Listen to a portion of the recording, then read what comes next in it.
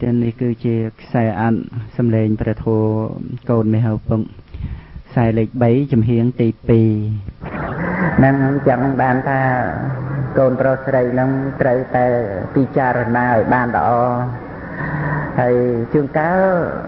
côn rồi bao miệt đa để đa năng về sầm anh không mà ba phải chạm ngày phải chạm khai dân tới có về tới chia sầm anh không mà ba rồi đó côn pro srei năng cực thầy chỉ thăm mà đa rồi bao mai ấy về trời tình chẳng bán chỉ click đào côn cứ sự đây là tới về tới chỉ cực thầy chỉ riêng thăm mà ba thăm mà đa hơi phần tại côn cứ cái đây là cứ nơi ta chỉ côn chẳng nó tiền về mình ai từ lót prai khai tới chiều vay đây mình men chỉ côn nè năng chẳng cứ miền chỉ vào ở đây về chạm ngày nắng ban từ đây thà rừng rất để trơn năm 10 ngày 10 ngày 10 khai 10 năm dù chẳng cái đây là năng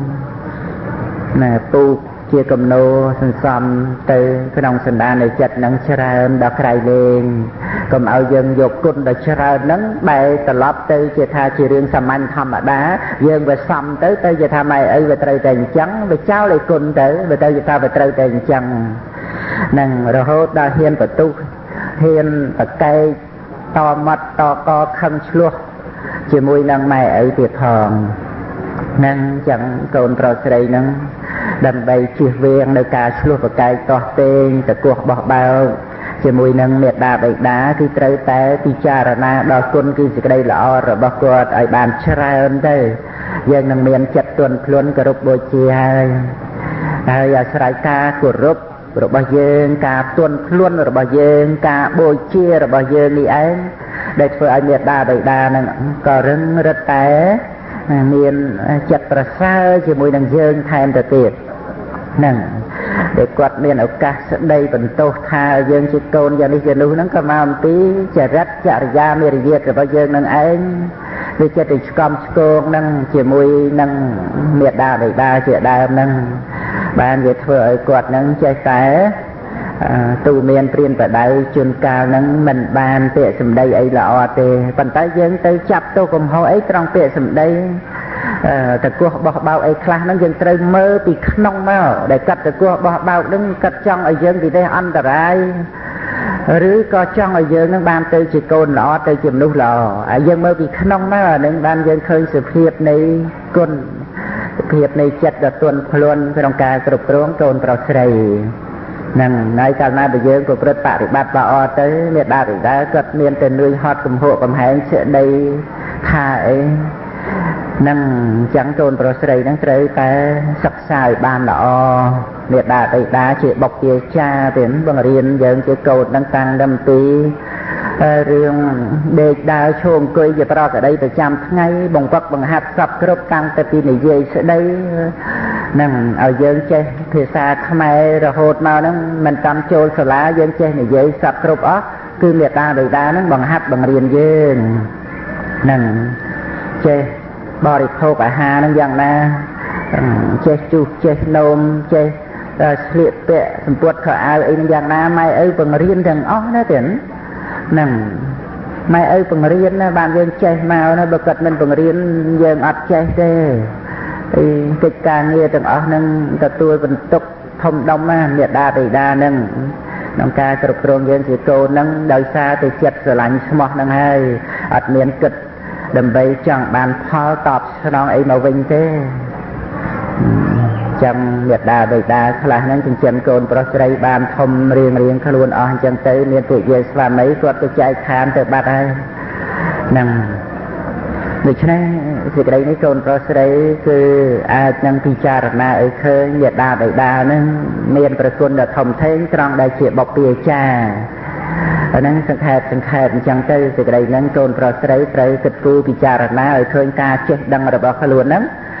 บ้านมาปีเมียดาบิดาบังหัดบังเรียนนั่งเองเช่นอย่างน่ะให้จัดเจ็ดเมียดาบิดานั้นมันไม่บังเรียนเตรียมแต่กวาดเตะก็เยอะแต่ตกได้ครูบาชาแต่เตะนั้นก็อาศัยประกุนระบบเมียดาบิดาจังไอโจรปลอดภัยนั้นมันต่อจุดในวิชีเราโหดเราถามประกุนปลอดภัยนั่งเองเมียนกาจุ่มแรงเตยในขนมกาศึกษาเรียนโซดมันเน้นเตรียมแต่เอาในขนมไข่ปัดมองนั่งเตนั่งเอาแต่เรียนในขนมเป็น ហើយដែលទៅនៅភ្នំពេញហ្នឹងមិនមែនម៉ែឪនៅផ្ទះទំនេរណាប្រឹងប្រែងស្វែងរកទ្រព្យសម្បត្តិកូនចង់បានអីជញ្ជូននឹងឲ្យទៅទោះជាខ្លួនឯងនឹងត្រូវលុយហត់យ៉ាងណាក៏មិនពោលស្ដីមិនថាមិនរអ៊ូមិនរតំមានតែខ្លះទៅខ្ចីទៅបុលគេនៅមកតាមសេចក្តីត្រូវការរបស់កូនសម្ពុតក្រអៅសិភៅប៊ិចឧបករណ៍សិក្សាត្រូវការម៉ូតូត្រូវការយានជំនិះអីនឹងយ៉ាងណាម៉ែឪនឹងឯង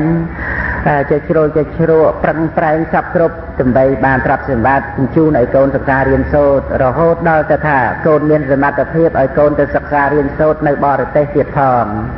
ហើយម៉ែឪទន្ទឹងនៅនឹងផ្ទះមួយថ្ងៃនឹងឯងដើម្បីរងចាំឱកាសពេលវេលាដែលកូនបាននៅចំណេះដឹងវិលត្រឡប់មកវិញចឹងកូនត្រូវតែបំពេញបំណងមេដាបិតានៅក្នុងសេចក្តីនេះកូនប្រុសស្រីនឹងអាចនឹងពិចារណាយល់ជ្រាបបានឥឡូវថាមិនបានសិក្សាទៅដល់ណាទេក៏ប៉ុន្តែថាចំណេះដឹងសពគ្រប់ប្រការដែលយើងត្រូវទទួលបានក្នុងពេលនេះយើងពិចារណាមើលចាស់ខ្ញុំបីតែយើងបានរស់ជាមនុស្សមានចរិយាមេរយាទប្រព្រឹត្តទៅសមរម្យក្នុងភូមិក្នុងស្រុកដែលគេទទួលស្គាល់ថាយើងជាអ្នកស្រុកអ្នកភូមិជាមនុស្សល្អម្នាក់ដែរនៅសួរតែយើងបានសេចក្តីល្អហ្នឹងមកពីណាចរិយាមេរយាទពាក្យសម្ដីចេះគួរសមស្គាល់ចាស់ស្គាល់ទុំចេះគោរពចេះសំពះសួរចេះឲ្យលំតូនហ្នឹងតែយើងបានចរិយាមេរយាទហ្នឹងមកពីណាគឺម៉ែឪបង្រៀនយើងពីតូចមកណាទេហ្នឹងបានជាយើងបាននៅគុណគឺសេចក្តីល្អហ្នឹងបណ្ដោះបណ្ដាលនៅក្នុងខ្លួនរបស់យើងហ្នឹងបើយើងមិនចេះគោរពចាស់ទុំមិនចេះសំពះមិនចេះជំរាបសួរមិនចេះជំរាបលាមិនចេះឲ្យលំតូនដើរកាត់ចាស់ទុំស្កើតអីទៅអញ្ចឹងហ្នឹងជាដើមតើយើងនឹងបានទៅជាមនុស្សល្អយ៉ាងម៉េចទៅវាមិនអាចបានទៅជាមនុស្សល្អឡើយចឹងហើយដែលយើងបានមកជាមនុស្សល្អយើងត្រូវដឹងថាគុណធម៌គឺសេចក្តីល្អដែលយើងមានផ្នែកខាងសុជីវធម៌ផ្នែកខាងចរិយាមេរយាទរហូតដល់ទៅសីលធម៌អីហ្នឹងគឺយើងត្រូវដឹងគុណមេដាបិតារបស់យើងដែលជាបុព្វេចារណាទេហើយសេចក្តីល្អដែលដោះដាលផ្នែកខាងចរិយាមេរយាទចរិយាធម៌សិលធម៌ដែលមានក្នុងខ្លួនយើងមកនេះមិនងាយទេណាទេមិនងាយយើងទៅរកបានពីណាមកទេណាមិនមែនយើងមានមាសមានប្រាក់ម៉ែឪចែកឲ្យសន្ធឹកសន្ធាប់ហើយយើងយកមាសប្រាក់ហ្នឹងទៅដើររត់ទិញតាមផ្សារដើម្បីឲ្យយើងមានចរិយាមេរយាទល្អមានការប្រព្រឹត្តល្អមានការចេះដឹងហ្នឹងទៅរត់ទិញពីណាគេដាក់លក់ឲ្យអត់ទេហ្នឹងអញ្ចឹងហើយបើយើងខ្វះសេចក្តីល្អខ្វះគុណធម៌ក្នុងខ្លួនហើយយើងមិនអាចធ្វើជាមនុស្សល្អបានហ្នឹងគឺចោលហើយនៅជាតិហ្នឹងហ្នឹងមិនដឹងជាថារស់នៅមានន័យអីបើវាមិនអាចបានទៅជាមនុស្សល្អនោះអាហ្នឹងយើងត្រូវឲ្យឃើញចំណេះដឹងដែលយើងទទួលពីមេដាបិតាមកនេះថ្លៃជាងទ្រព្យសម្បត្តិណាទេអញ្ចឹងកុំឲ្យយើងឃើញតែពីរឿងទ្រព្យសម្បត្តិតែម៉ែឪចែកថាជារបស់មានតម្លៃកុំសម្លឹងមើលតែកន្លែងហ្នឹងត្រូវមានចិត្តទន់ភ្លន់បង្អោនទទួលយកនៅឱវាទទូមានព្រានបដៅពីម៉ែពីឪឬដូចជាពេលហ្នឹងអញ្ចឹងដែលយើងត្រូវស្ដាប់ព្រះធម៌អាហ្នឹងគឺជាធម្មទានរបស់មេដាបិតាដែលបានចាត់ចែងដើម្បីឲ្យមានការប្រព្រឹត្តទៅឲ្យមានជាចំណេះដឹងយើងប្រឹងស្ដាប់ប្រឹងសិក្សាយើងនឹងបានចំណេះដឹងនឹងឯងដើម្បីរៀបចំកសាងខ្លួនយើងឲ្យមានអនាគតល្អថ្លៃប្រសើរណាទៀនការចេះដឹងនឹងជាងមាសជាងដីធ្លីស្រែចម្ការណាដែលម៉ែឪចែកឲ្យនោះចឹងយល់ហើយចឹងណាកូនប្រុសស្រីសរុបសេចក្តីមកក្នុងរឿងបុព្វាចារនេះខ្ញុំកណ្ដាលសម្បត្តិចង់បញ្ជាក់ថាសូមឲ្យកូនប្រុសស្រីនឹងឯងឃើញតម្លៃនៃការចេះដឹងនឹងជាងមាសប្រាក់ទ្រព្យសម្បត្តិដែលម៉ែឪចែកឲ្យមានចិត្តទន់ភ្លន់ទទួលយកឱវាទពីមេដាបិតាជាដើមហើយយើងចេះអានសៀវភៅចេះមើលសៀវភៅចេះស្ដាប់ព្រះធម៌ក៏យើងមានឱកាសដើម្បីសិក្សានៅព្រះធម៌ហ្នឹងឲ្យបានចម្រើនឡើងតទៅទៀតទៅបំណាច់នឹងយើងបានយល់ពីគុណតម្លៃនៃសេចក្តីល្អហ្នឹងយើងកុំស្មានតែថា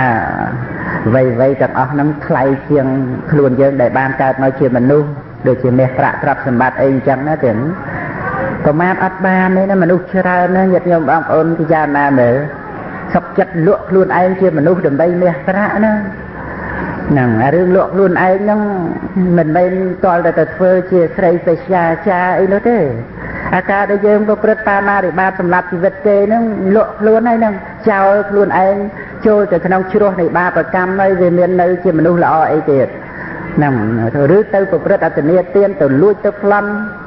ទៅប្រព្រឹត្តធ្វើនៅអំពើឆោបៅអីសពគ្រប់ហ្នឹងលក់ខ្លួនហើយហ្នឹងចោលខ្លួនឯងហ្នឹង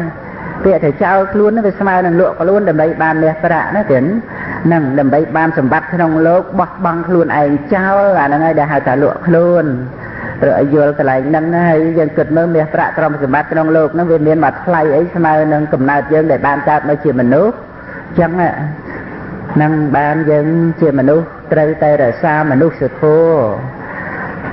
ត្រូវតែរក្សាមនុស្សធម៌មានគុណធម៌មានសិល5នឹងឲ្យជាប្រចាំចឹងទៅណាទេនឹងកុំឲ្យខ្លួននឹងបាត់បង់នៅភាពជាមនុស្សឲ្យទៅជាសត្វទេឆាននរកប្រែតអីនោះនឹង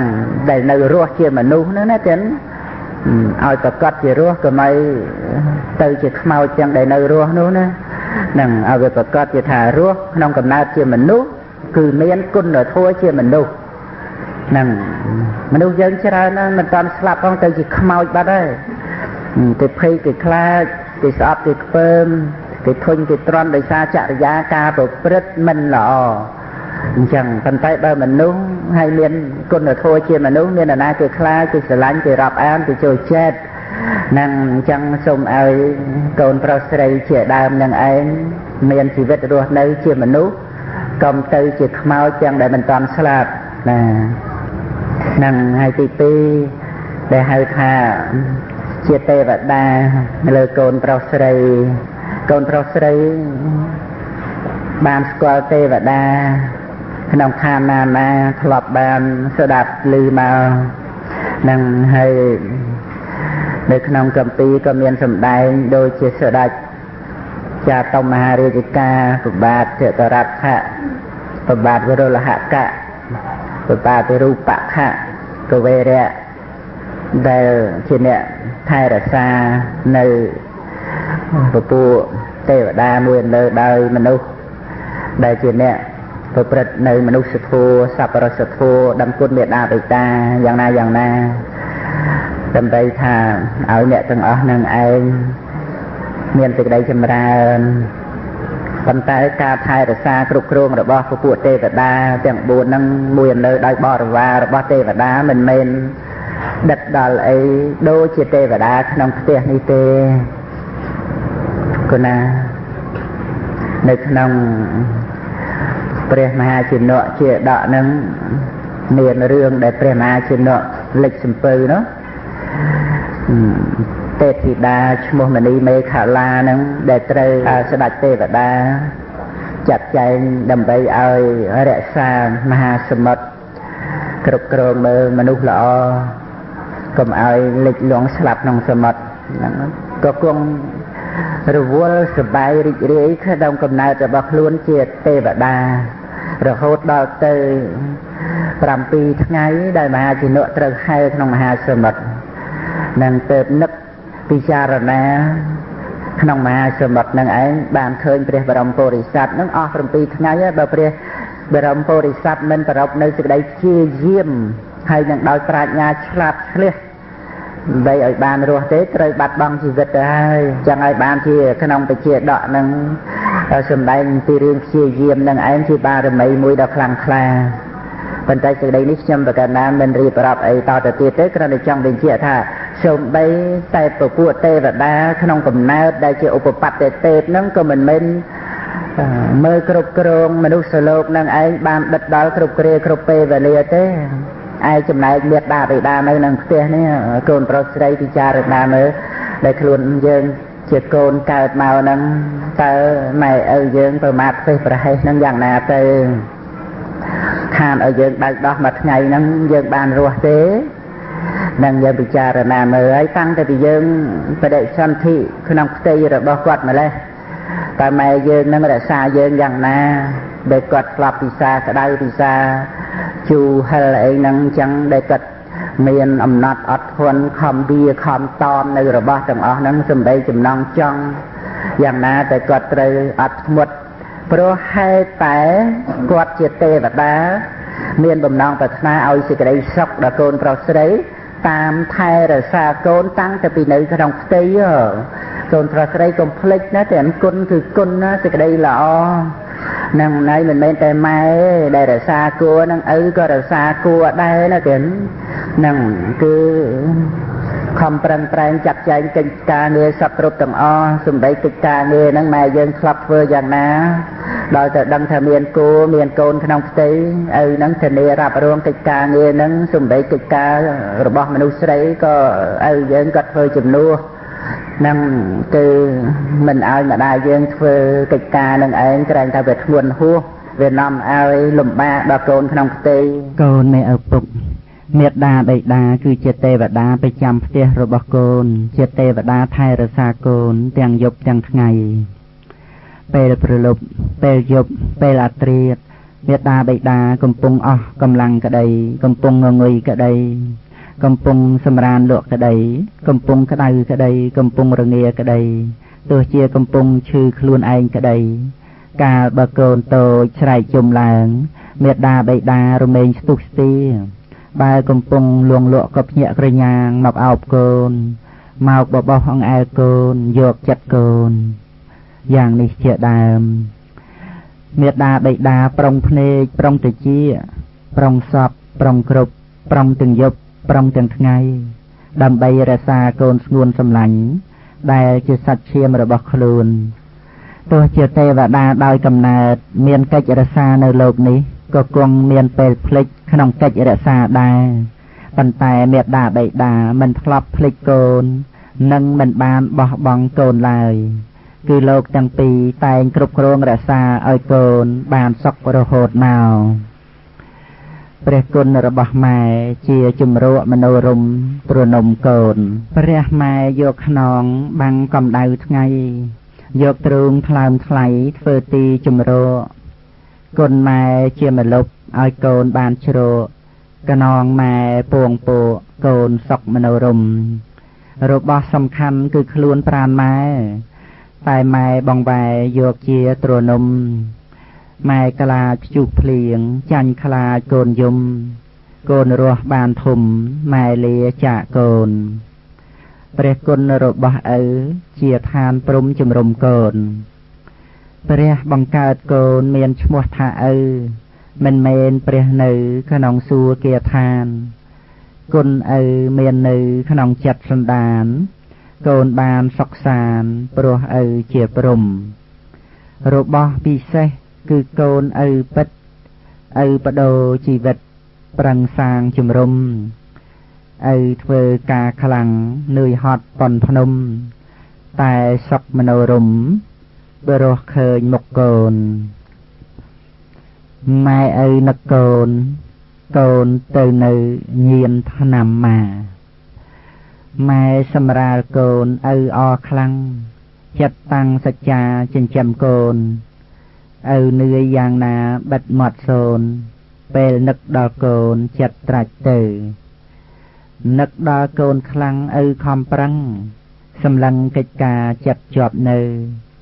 កូនអើយថ្ងៃនេះឪទុកជ្រៅព្រោះឮកូនទៅញៀនថ្នាំដំណឹងនេះកាចក្រៃអាក្រក់ដូចមាច់ចកឆក់ផ្ដាច់សង្ខារកូនមាសឪពុកសូមមេត្តាករុណាម៉ែឪត្រង់នេះផងកូនមាសឪពុកមេត្តាបិតាគឺជាព្រះព្រំប្រចាំផ្ទះរបស់កូនមេត្តាបិតាគឺជាព្រំដែលមានមុខ4ពិតពិតព្រោះមេត្តាបិតាមានព្រះមវិហារធម៌4យ៉ាងគឺមេត្តាករុណាមុទិតានិងឧបេក្ខាព្រះមវិហារ4យ៉ាងមេត្តាប្រែថាការរាប់អានដូចមិត្តកល្យានបានសង្គ្រោះជួយផ្ដល់ប្រយោជន៍ឲ្យបានរស់សង្គ្រោះឲ្យសុខគ្រប់គ្នាករុណាប្រែថាការអាណិតមានចិត្តចង់ជួយជនកំព្រាឲ្យមានទីពឹងបានសុខជាមនុស្សសត្វគ្រប់គ្នាផុតទុក្ខាមុទិតាប្រែថាការទន់តាមចិត្តឥតដិតដាមដោយអ៊ីសាត្រេកអរទន់ភ្លន់ស្រស់ភក្ត្រាចិន្តាបរិសុទ្ធផុតព្យាបាទឧបេក្ខាប្រែថាការសម្លឹង មិនធូរមិនតឹងប្រឹងសង្វាតឲ្យត្រង់តាមច្បាប់តាមក្បួនខ្នាតចិត្តស្អាតត្រឹមត្រូវតាមហេតុផលមេត្តាបិតាសង្គ្រោះកូនដោយធម៌5យ៉ាងមេត្តាបិតាជាគ្រូដើមជាគ្រូដ៏ឆ្នើមក្នុងលោកាម្យ៉ាងទៀតគឺពិតជាទេវតាព្រះពុទ្ធត្រាស់ថាជាព្រំផងមេត្តាបិតាគឺជាព្រះរស់នៅក្នុងផ្ទះដ៏ច្បាស់ច្បងសង្គ្រោះ5យ៉ាងល្អម៉ត់ម៉ងចម្លងបត់ភ្ងាឲ្យដល់ត្រើយសង្គ្រោះទី1ដោយការខាត់មិនឲ្យកូនផ្លត់ធ្វើបាបឡើយឃើញកូនធ្វើខុសឥតកន្តើយហាមហើយហាមទៀតឆ្លៀតតាមខ្លំកំណើតជាមនុស្សថ្លៃពេកពុនកូនត្រូវអត់ធន់ឲ្យបានសមកុំឲ្យចំណងវាបង្ខំចូលច្រំធ្លាក់ជ្រោះរស់អាសោចសង្គ្រោះទី2ដោយការនាំខ្សែផ្សំសន្សំគុណប្រយោជន៍រស់នៅជាមនុស្សកុំជាខ្មោចយ៉ាងហោចត្រូវឲ្យមានសិល5ម៉ែឪបំពាក់អលង្ការគឺធัวទេសនាជាប្រចាំកូនត្រូវស្រឡាញ់កល្យាណកម្មគុណកប់ត្រូវចាំកុំបំភ្លេចសង្គ្រោះទី3គឺឲ្យរៀនឲ្យទានវិជ្ជាភ្លឺរំលេចសម្បត្តិចំណេះថ្លៃជាងពេជ្រដាច់ខាតត្រូវកិច្ចពីគ្រឿងញៀនថ្នាំញៀនបំផ្លាញនៅស្មារតី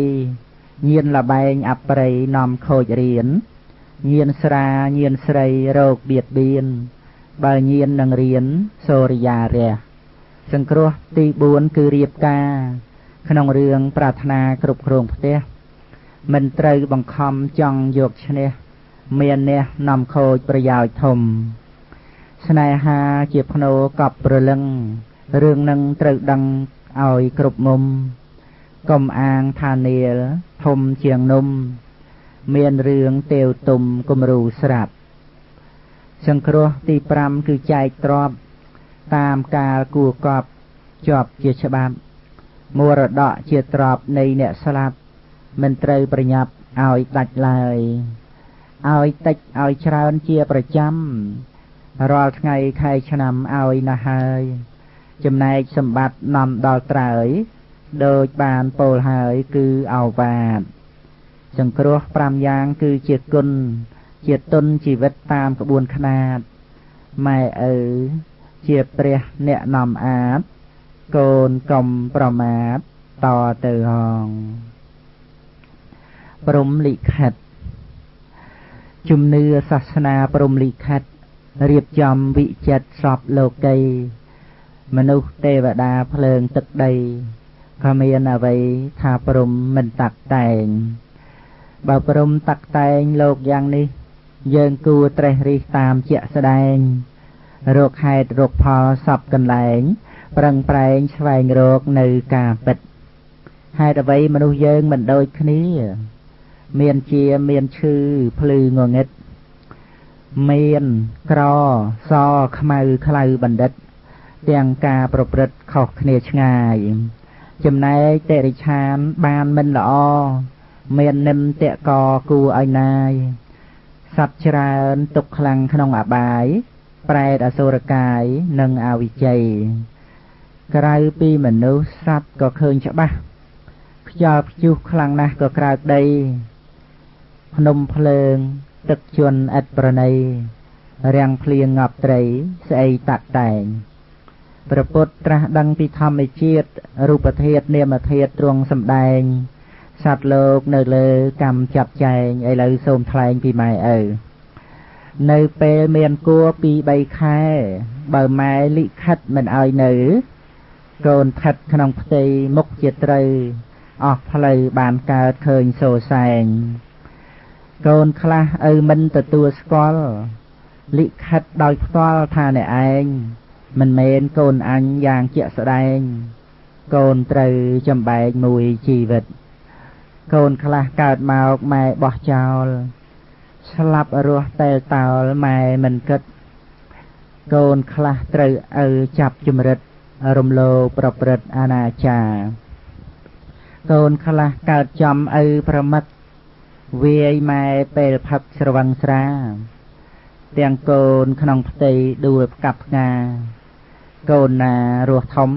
ដើរសំទៀនកូនខ្លះម៉ែឪលេងលះគ្នាក្រំគ្រាគ្រួសារដូចបាក់ស្ពាន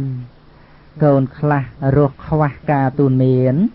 ប្រៀបដូចជិះយានភ្លូកធ្លាក់ជ្រោះព្រមមានមុខ4ពិតប្រកបតែបើព្រមខ្សត់ពិតជាគ្រោះព្រោះព្រមអត់មុខឲ្យកូនរស់ខ្វះធัวសង្គ្រោះ5ប្រការម៉ែឪជាព្រំលិខិតកូនចាត់ចែងឲ្យសូនឬភ្លឺថ្លាបើពិតជាព្រំត្រូវមេត្តាមុខថ្លាស្រស់ដូចព្រំបាយ័នម៉ែឪមានព្រំវិហារធัวចាប់ផ្ដើមតាំងគួរមិនធុញទ្រាន់ព្រោះមេត្តាចិត្តកើតរស់រាន់ក្នុងចិត្តបន្តឲ្យគ្រប់ខែចង់ឃើញមុខកូនស្ងួនពិសីទោះប្រុសឬស្រីក៏កូនដែរខំរក្សាគួរពិតជាម៉ែឪខំធ្វើស្រែប្រមូលទ្រព្យពេលឆ្លងទន្លេម៉ែឈឺណាស់ឈឺក្រៃឈឺក្រាស់ហួសរៀបរាប់ដោយម៉ែស្រឡាញ់កូនសំណប់ជាផប់ជួយឲ្យសតិតាំងបានឃើញមុខកូនម៉ែសប្បាយទឹកមុខស្រស់ស្រាយទាំងស្លេកស្លាំងព្រោះអំបញ្ញមិញម៉ែឈឺខ្លាំងរួចហើយម៉ែតាំងបំបៅដោះម៉ែស្រឡាញ់កូនម៉ែថ្នាក់ថ្នមបំពេបីបមមិនឲ្យខ្ចោះម៉ែជាព្រះព្រំព្រោះចិត្តស្មោះក្នុងលោកល្អស្រស់ព្រោះគុណម៉ែម៉ែឪជាព្រំលិខិតលោកប្រោះព្រំជ័យជោគលោកបានលហែកុំភ្លេចឲ្យសោះព្រះគុណម៉ែ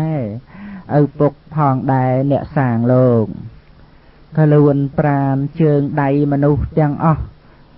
រួមទាំងរបស់គ្រឿងបរិភោគអាស្រ័យព្រះគុណអ្នកសាងលោកកូនស្វាងចាក់ងោកទៅយល់ត្រូវ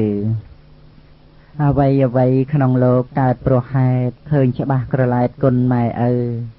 កូនរស់ធំឡើងត្រូវរកផ្លូវសងគុណម៉ែឪទៅត្រូវច្បាប់